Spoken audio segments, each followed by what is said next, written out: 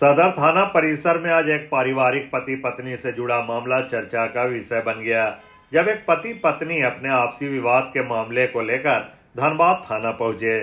साथ में दो छोटे छोटे बच्चे भी थे। मामला आपसी विवाद और आरोप प्रत्यारोप से जुड़ा रहा, जहां पति ने अपनी ही धर्म पत्नी के ऊपर कई गंभीर आरोप लगाए और कहा कि यह पूरा मामला कोर्ट में चल रहा है। नहीं, शुरुआत हम ही किए थे। शुरुआत हम कोऑपरेट वो करते थे दोनों मिल करके, लेकिन इनका बाद में उस काम से मन उचट गया क्योंकि बहुत मेहनत था उसमें। तो फिर हम तो मेरे को परिवार चलाना था, लेकिन हम जब बिजनेस पकड़ लिए थे तो हमको मेरा घर चल रहा था तो हम चला रहे थे। इनका जो आरोप है, हम इनको नहीं पढ़ाते उड़ाते हैं या जो भी इनका देखभाल नहीं करते हैं। एक बार आपसे निवेदन है, हमारे घर आए, हमारा घर का व्यवस्था देखें। इनको हम कोई कमी किए हैं, बच्चा को स्कूल में नहीं पढ़ाए हैं, स्कूल का फीस नहीं भरे हैं या जो भी वैसा इनका आरोप है, हम आरोप का सारा मेरे पास एविडेंस है। हम सब प्रूफ जहाँ देना चाहेंगे।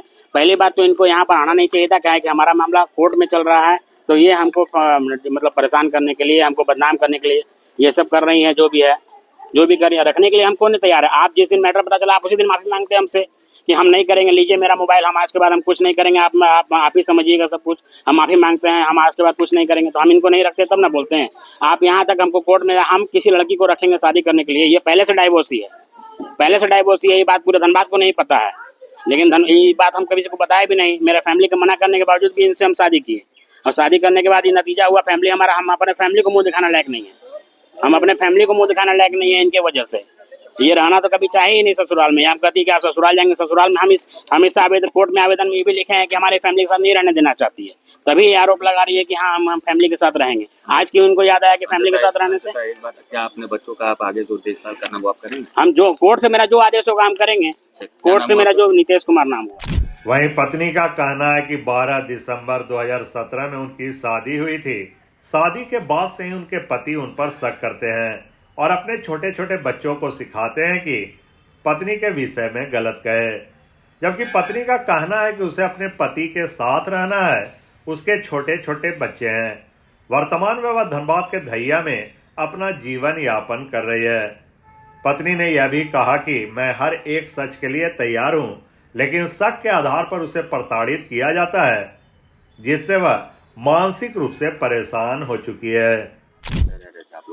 हम लोग बाबूडी में रहते हैं, इस घर ससुराल मेरा करके इनके दुआ हुआ। ये शुरू से शादी करके प्लानिंग के तहत ही, हमको प्लानिंग के तहत ही बाहर रखा है। हमेशा फैमिली से आना जाना हुआ सर। जब बच्चा मेरा डिलीवरी हुई थी तो झोला में डालकर इसको भेजे थे सास ससुर का आशीर्वाद दिलाने। उन लोग को हम नहीं पसंद है, फिर भी हम अपना बच्चा को भेजते हैं सर। हम नहीं चढ़ते लेकिन हम भेजते हैं।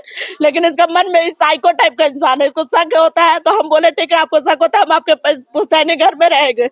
ले जाने के पुश्तैनी घर में ले जाने के लिए तैयार नहीं है। कल तक मेरा बात हुआ है कि हम पुश्तैनी घर में रहेंगे, रखने के लिए भी बोले हमको, तो हम बोले पुश्तैनी घर में, तो ये पीछे हट गए हैं। शादी कब हुआ था? मेरा 12 दिसंबर 2017 को एनिवर्सरी गिफ्ट ये मिला हमको रिटर्न में 8 साल बाद। आप क्या चाहते हैं? हम पति के साथ रहना चाहते हैं सर। अगर हमको ये नहीं रखेगा तो हम सुसाइड करेंगे।